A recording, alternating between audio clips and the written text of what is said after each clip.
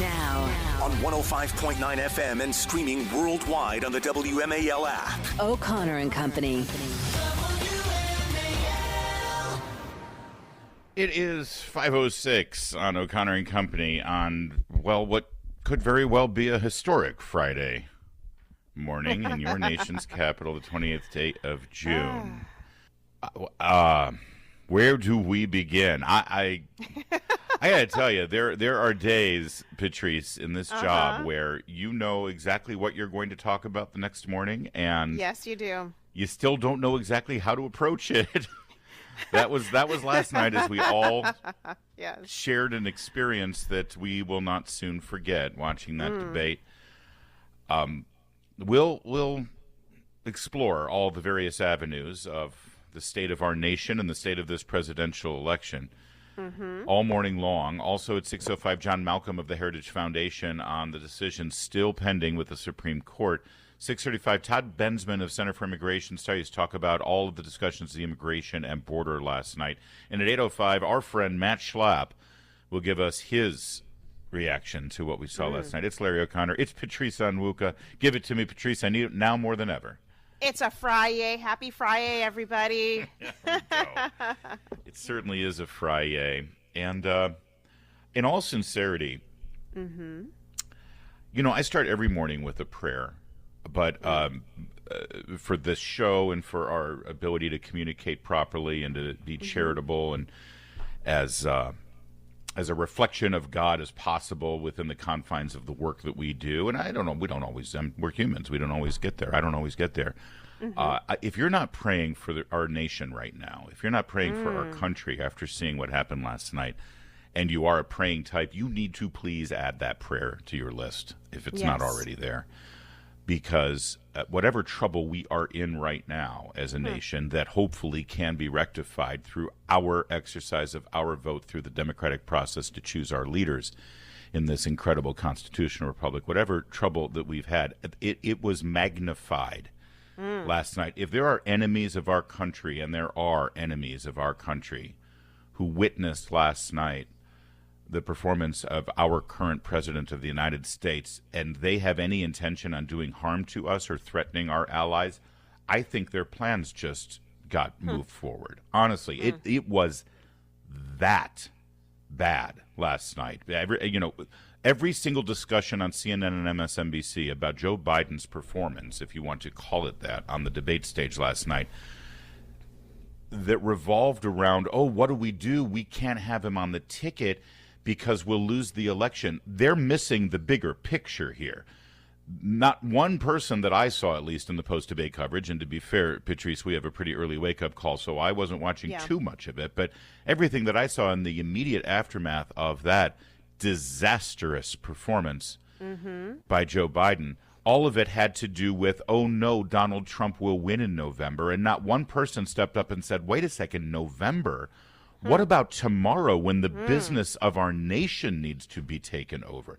What about tomorrow when this guy that we just saw is in charge of our foreign policy and our national security and our economy and every single facet of the executive branch of our federal government? And that one person stepped forward and said, hey, guys, if we all agree he's unfit to run in the election in November, how in the hell is he fit to run the country tomorrow morning when he wakes up? Absolutely. And so there's, again, a lot to unpack, but I'll let that be my opening statement as we develop. We play for you if you did miss it, because you had an early wake up as well and you went to bed earlier. We'll play a lot of audio from last night's debate. Yes. We're going to give you a lot of analysis, not just about what this means for the election, but as I said, what it means for our country. All of the open discussion of getting rid of Joe Biden and taking him off the ticket. Does that also mean that they want him to step down from the presidency? What does that look like? Who will succeed him in office? Obviously Kamala Harris, but does she also succeed him on the ticket? And all of those things. And more. But Patrice, take it away, your reaction to what you saw last night. So I tweeted actually just early this morning that I gave President Trump an A- performance for last night, and I gave President Biden a D+ to be very generous. President Biden's performance was poor at best. President Trump was very good. And this President really Trump was. we saw, you focused on Biden, so I'm going to focus on President Trump.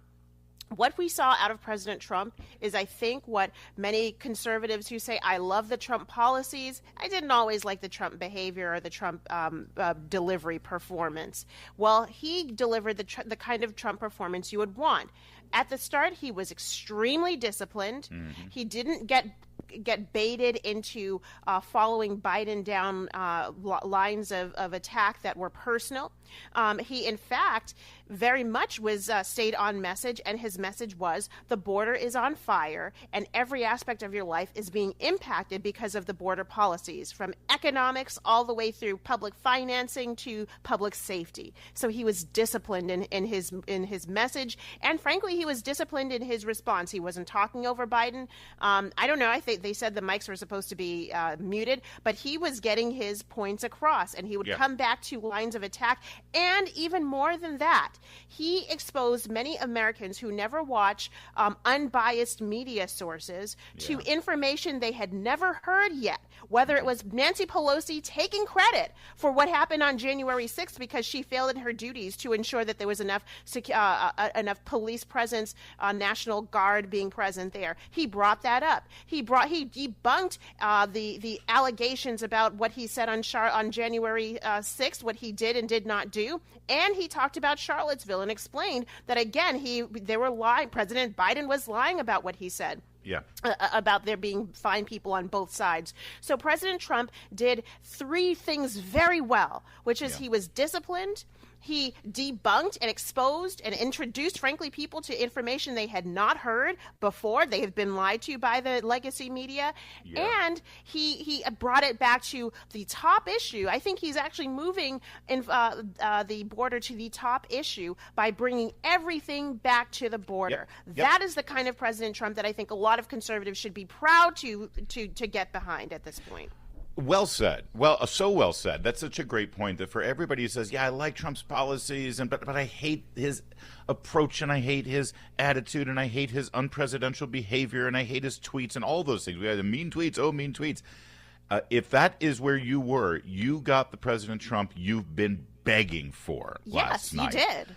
And it shouldn't get lost in the mix. As bad as Biden was, Trump was that much better. And boy, I know that there was some discussion of the second debate. Trump should just walk away right now and say, I think need to do it. I think it's over. I think we've done what we needed to do. Yeah, absolutely. All right, listen, we want to take your calls all morning long, and we'll let you react to any aspect of it. The media is a big conversation, Patrice, and I'm glad you touched on it there.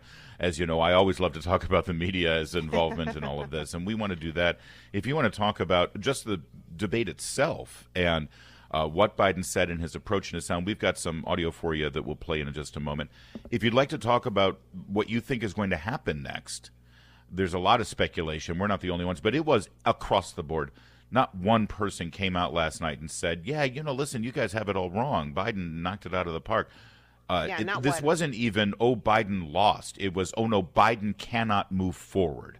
On the ticket, yes. On the ticket. That was 98% discussion. So I'd love for you to speculate as to what you think that means. I have been saying for quite some time that I don't think Biden makes it to November, but I think their only path is to let Kamala Harris do it. I don't see how this Democrat Party pushes Kamala Harris, the first black female vice president, aside and say, you sit in the corner now. We want our great white hope, Gavin Newsom, to move in. I don't see how they do that. But listen, they've done stranger things. So if you want to talk about any of those things and more, why don't you give us a call? We'd love to have you part of the conversation all morning long. 888-63. Chris Plant, weekdays 9 to noon. On News Talk 105.9 WMAL. Making sense of the news. All right, let's start with cut one here, and we're going to sort of deliver to you what everyone saw last night or heard if you were listening on WMAL as we gave you that debate, the CNN presidential debate from beginning to end. This is what happened last night with Joe Biden. We'll give you some breakdown afterwards, but pay close attention to what his voice sounds like here, because I think this was the first most jarring thing for viewers, is how terrible and weak he sounded. Cut one, go.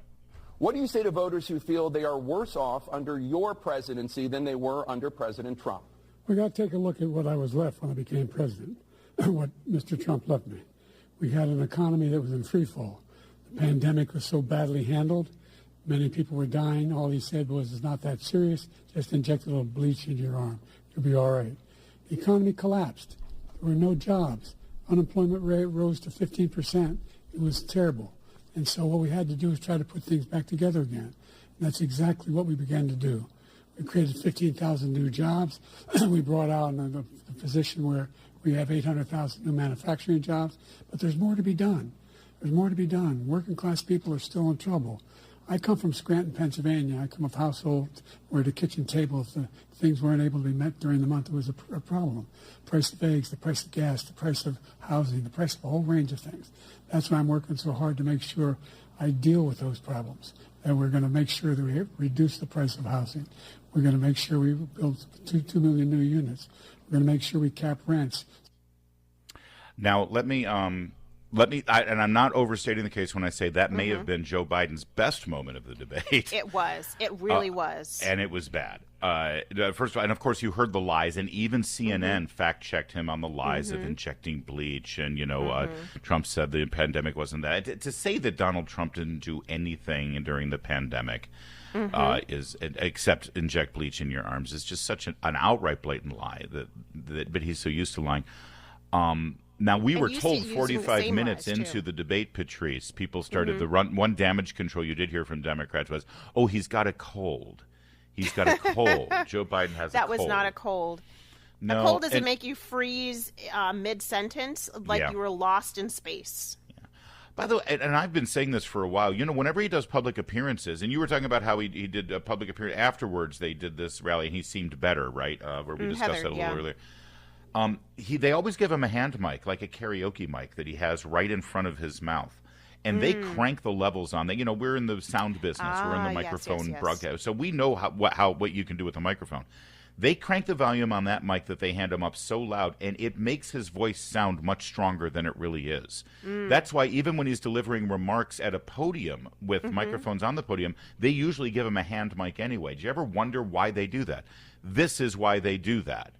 Because it helps over-amplify his voice because of his aging process and the deterioration of this man's body and his physical capabilities, his voice is gone. And they couldn't do that last night. They couldn't replicate it. I think that's part of what you saw.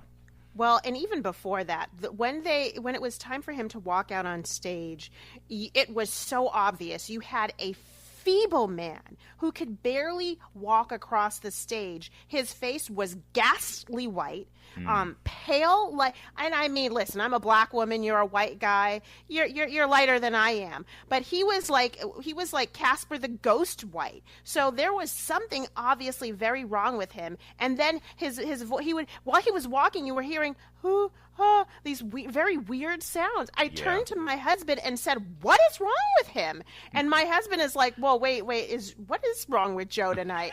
And my husband is usually pretty understanding, far more, willing to give grace than I am when it comes to the president. But it was undeniable that something was absolutely wrong with President Biden physically last night. And by the way, it's something that this is where the media comes into it, and we'll get to that literally in just a moment. But this is the Joe Biden we've been seeing for years. This is the Joe Biden they knew about, and that's why they hid him in the basement in 2020. And, you said Donald Trump had a really good night. Let's go to cut 4, because Donald Trump was best when he said what all of us were thinking. And this may have been one of the best moments. Listen. The total initiative relative to what we can do with more Border Patrol and more asylum officers. President Trump? I really don't know what he said at the end of that sentence. I don't think he knows what he said either. Look, we had the safest border in the history of our country. The border, all he had to do was leave it. All he had to do was leave it. And by the way, that was perfect. It was, again, everything that we were all thinking. And by the way, and again, another example of Trump being kind of presidential and disciplined. He said all he needed to do. He didn't go on and on. He did, and that's interesting. These rules that Joe Biden's people inflicted upon this process. no studio audience, mute the microphone, limited time available to speak, and all of these other precautions and rules that they forced on it, they ended up being sort of guardrails for Donald Trump that he had to operate within, and it helped him. It did. They ended up actually did. being a huge benefit to Donald Trump. Because all of us, I'm included, by the way, I have guardrails that I have to follow. There's certain words that I'm not allowed to say on the air. I can't ramble on and on and on because I've got a clock that I have to follow and we have to cut it off. Yes. I have people who work with me who guide me and say, you know what, let's change the subject in this next segment coming up. You know, Patrice, we have a lot of people who sort of take what we do best and then channel it into this program to make us look best. That's what happened with Donald Trump last night. That's right. The rules helped Donald Trump shine, ironically. Yeah. Well, you know what? Honestly, if there was a studio audience, a live audience, it would have taken away from that discipline. It would have taken it would have been great to, he would have heard the chants and everything. Yeah. But we wouldn't have seen such a stark contrast so quickly between the two candidates because just coming from that clip alone, you heard Biden stumbling, fumbling, slowly kind of getting his ideas out there, and Trump was quick, sharp, and right to the point. And one last thing, by the way, for everyone who's waiting for me to admit that this is why I don't make predictions. And I've only made 2 predictions this year, and one of them's already wrong. One of my predictions was this debate would never happen. And I have never been happier to be wrong about a prediction. I am so glad we had that debate right now because it's important for we the people who are still in control of this country, for we the people to see this. I am so glad that I was wrong. My other prediction, I think, is now even clearer, and that is I predict I predict Joe Biden is not the Democrats' nominee when we vote in November, and I think that one's looking better and better. But yes, I was wrong. I was completely wrong, and I'm very happy that I was wrong. Larry. I'm proud of you for admitting it.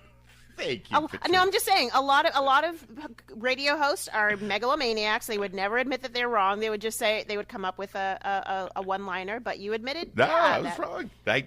And by the way, the reason I thought the debate would never happen was because I, in my wildest dreams, didn't think that the people who handled Joe Biden would ever want him out on the stage and let him look as bad as they did. Yeah, I mean, I think it was a reasonable prediction to make. Is it fair to say that maybe there is some sort of plot to actually expose Joe Biden? Well, I mean, is it I that saw a lot of really people are saying like? that.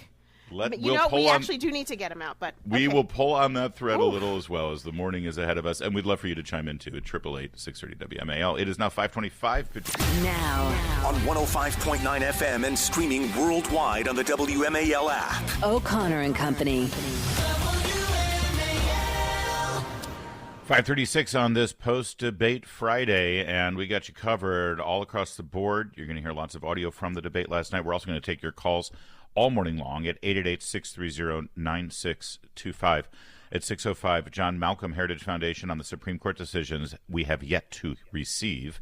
At 6:35, Todd Bensman, Center for Immigration Studies, on a lot of talk about border security last night. And boy, if border security is your number one issue, well, former President Donald Trump certainly delivered the message for you last night. At 8:05, our friend Matt Schlapp of CPAC will give us his reaction. It's Larry O'Connor and Patrice Onwuka. Good morning, Patrice. Good morning. Happy Friday. Let's get to it. Thank you. Yes, let's do. I do want to get to, we've got some calls that I want to bring in here, but just real fast, just if you want to get a flavor of what's going on liberal talk radio this morning, if there is any of that left, or just mainstream corporate-owned legacy media outlets that lean to the left and did so much to, number one, protect this president and bolster this president and his campaign in 2020 and this year again. And even worse, tell you that what you saw with your own very eyes on a regular basis was a lie. We're only a week away from the cheap fakes news cycle where Karine Jean-Pierre and her trained flying monkeys in the media all lambasted you for seeing videos of Joe Biden and thinking to yourself, my God, he looks so feeble and so out of it. They lambasted us for playing audio of the president without any edits, without any doctoring, without any sort of manipulation to let you know, listen to this man, look at this video of this man. Yeah. He is incapable of doing the basics of functioning through his day. And they've been lying to you. They've been telling you that you're the problem, that you're lying, that you're and it all came full circle last night. And it's perfectly represented by this from the amazing Joy Reid on MSNBC, who I think it's fair to say really does represent the sort of Obama wing of the Democratic Party, the majority and the of radicals Democrats. Too, by the way. Well, they are. That's where the center of the The Democratic base Party is these days. Not your aunt who loves voting Democrat because she had a crush on the Kennedys. No, I mean the people who actually pull the strings, the power of the Democratic Party here in Washington, D.C. And here's what Joy Reid said. I can relate to having a cold. I have a negative COVID test and a slight cold as well. So I understand not feeling well. And, obviously Joe Biden comes in with certain deficits. He has a stutter. It is more difficult for him to communicate for that reason. So there's a lot to mitigate the way that he speaks, and you can understand it. And we've observed him for a long time. That said, I, too, was on the phone throughout much of the debate with Obama world people, with Democrats, with people who are political operatives, with campaign operatives. My phone really never stopped buzzing throughout. And the universal reaction was somewhere approaching panic. The people who were texting with me were very concerned about President Biden seeming extremely feeble, seeming extremely weak. And I'll just reiterate what I said earlier. President Biden had one job tonight, and it was one primary job. And yes, it was to litigate Donald Trump's, criminality and all of those things. But he had to settle his own party. He needed to settle Democrats. Democrats, they always talk about Democrats are bedwetters and Democrats are always panicking. Yes, Democrats are always panicking. They're always scared, right? They're always thinking they're going to lose. Like, Democrats are very pessimistic. This is just neurotic. Who they are. They're neurotic. But Joe Biden's job was to reassure them tonight. His job was to calm his party, to make them feel that, yes, I can do this. I have 4 more years in me.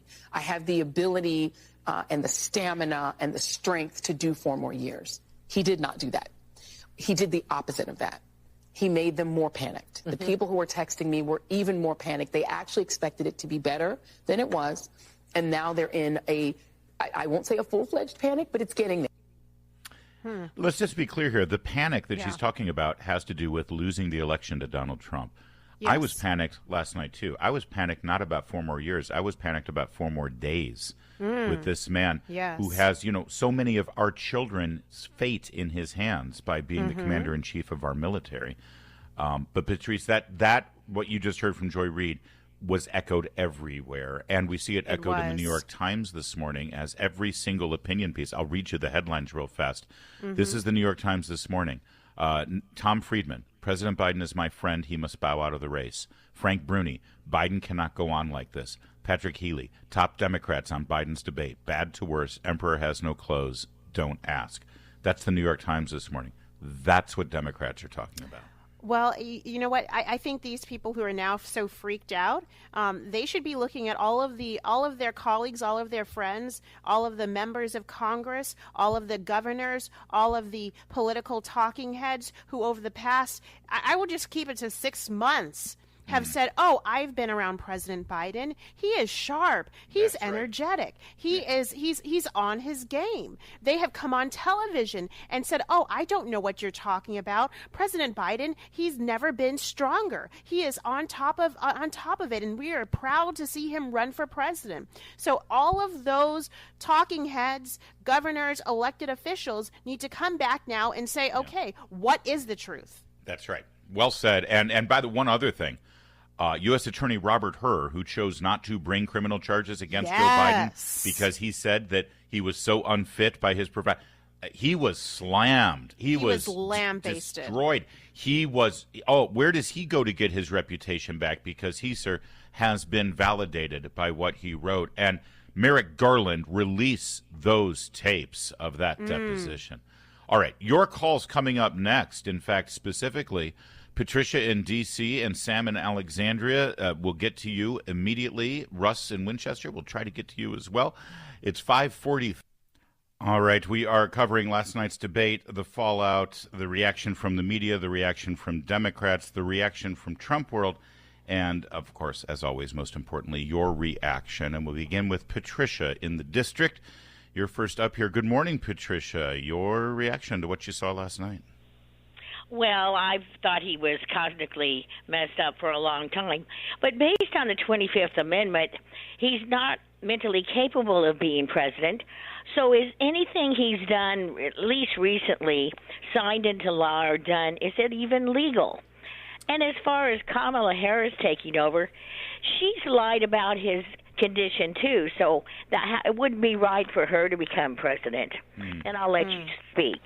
Well, listen, Patricia, whether it's right or wrong, she is constitutionally the next in line. And either from his own voluntary resignation or from the invocation of the 25th Amendment, she would be president if that were to happen.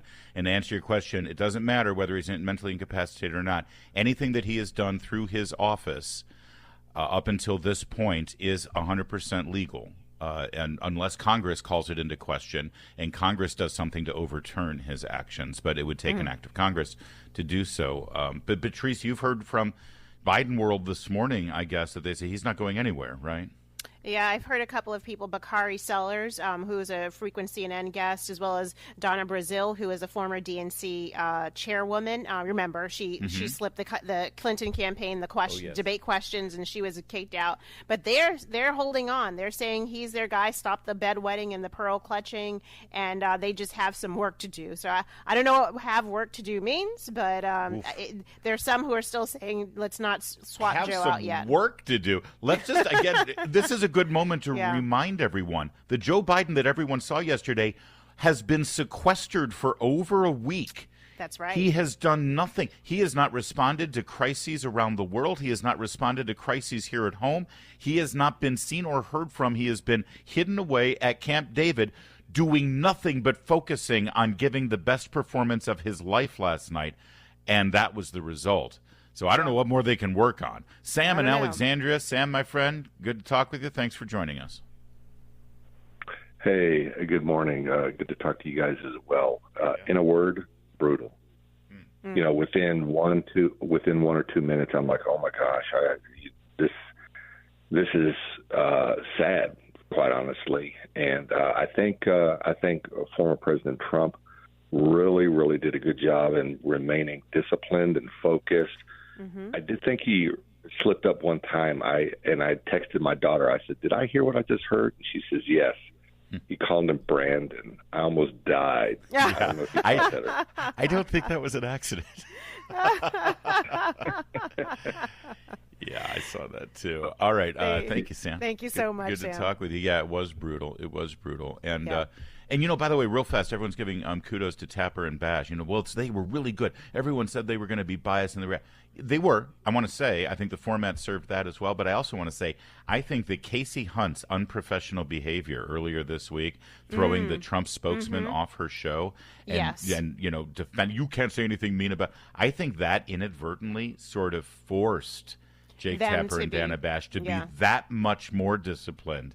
Absolutely. And not show, even though they still did. I mean, the climate change question. And she would cut in on Biden when he was really stumbling and say, okay, next question. Yeah. Right, exactly. Thank you. Bias isn't just how mean you are to the Republican on the stage. It's how generous and charitable you are to the Democrat. To your candidate, yes. All right, listen, obviously we've got more coverage all morning long. Please keep it here for the next 4 hours. And we'd love to hear more calls from you at 888-630-9625. It's 5:53.